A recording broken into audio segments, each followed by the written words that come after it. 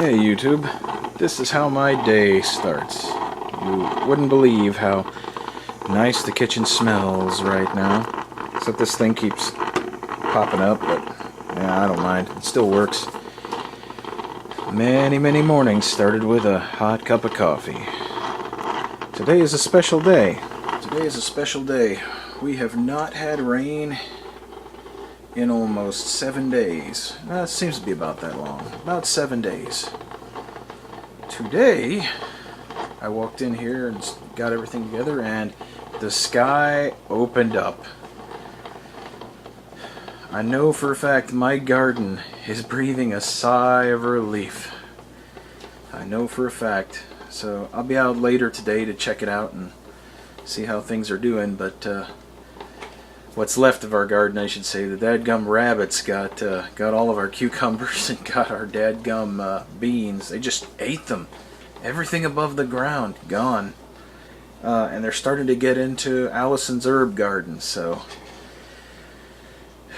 I'm going to have to sight in my air gun and start picking off rabbits, I guess. But it's not all bad. I know how to skin and clean them in a process that's not too bloody and messy, and I can get 80% of the meat off of them. So we'll see. Got to get rid of that. But the rain literally has welcome relief, man. It has been so hot here. I'm not even kidding how hot it's been. Just working in the morning, you almost kill yourself in it. We're down in East Texas, near Newton and Jasper.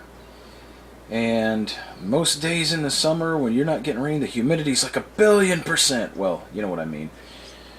So you go out there and you start working, and man, cutting that grass and cutting that forest, cutting all that stuff off the paths and whatnot, man, you end up almost choking your heart up, man.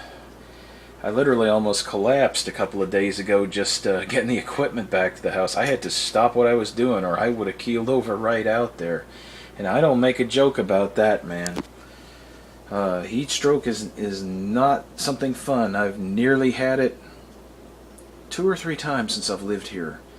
Because a lot of things go on outside in the heat during the summer. You have to maintain certain things. I've learned to like sunscreen. I used to do a lot of what I did at night. Now I have to start unbelievably early to beat the heat of the day. I mean, that's the only way to get anything done.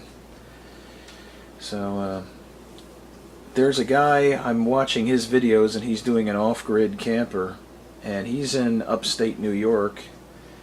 And his website is, I think it's thedoityourselfworld.com.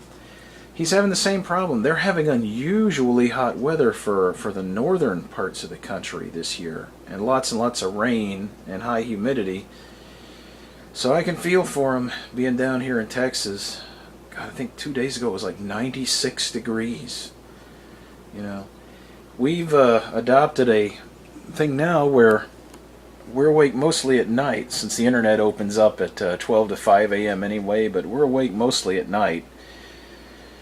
We are on during the day when we're awake, but it's just so damn hot, man. Go out there and the only way I found to cool off when you get in that bad of a predicament is come straight in as fast as you can before you keel over. Get in the tub and fill it full of cold water and just heat sink yourself and get that runaway. Because it's weird, your body heat, when these things happen, your body starts generating more heat than it's given off. It's weird. It's like a thermal runaway.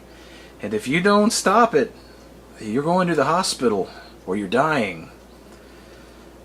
Heat stroke is not something to laugh about or snicker at. And anybody that's had it knows what I'm talking about. The only people who would be laughing right now are people who have never had it. Who've never had that happen to them. But I can guarantee you, the first time it ever happens to you, it's the scariest damn thing you will ever experience. It's that close to dying, man. You feel like you're having a heart attack. Heat stroke, overdoing it, that's what put my grandpa in the hospital. Everybody was telling him don't overdo it out there. He was 87, I think is how old he was when he passed. But he still worked as hard as a 40-year-old man or younger out there. And he finally worked himself to death. And he got into the hospital and pretty much never really got back in one piece. It ruined him. Elderly people have it worse, but even middle-aged or young people, you've got to be careful with your body. Take care in this heat. I have some follow-up videos I want to do. I'm going to try to stop these lectures so much and just, narrate while I do these videos. There's some things I want to show people.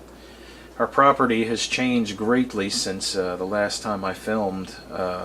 Big seasonal changes. And I want to show you just how resilient some of this stuff is. I cut a bunch of stuff, but it's amazing. Even the stuff I cut.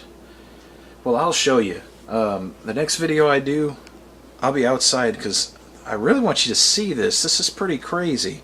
Just how resilient this forest is out here. Anyway, there's that, and also I'll just show you guys what goes on out here in a typical day at this time of the year.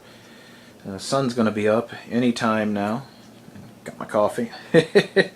First I'm going to coffee up. I got to go out and water what's left of our garden. That little bit of rain I don't think dropped enough to really do anything, but supposedly there's more on the way. We'll see. And I'll show you the different things that are going on, the projects that we have going, and we'll take you on a walk of the land again. And you can see how things have changed from winter to summer. We're in mid-July now, and it's insano hot now. And this coffee is insano hot, so anyway, we'll let you go, and I'll just narrate as we go along. So catch you in the next video. I think I've only got like 3 minutes left or 2 minutes left, so there's no point in extending it here. So catch you in part 2. Take care, everyone. And also, as I said in my last video, thank you to everyone who has viewed, and I appreciate that. Good friends all around.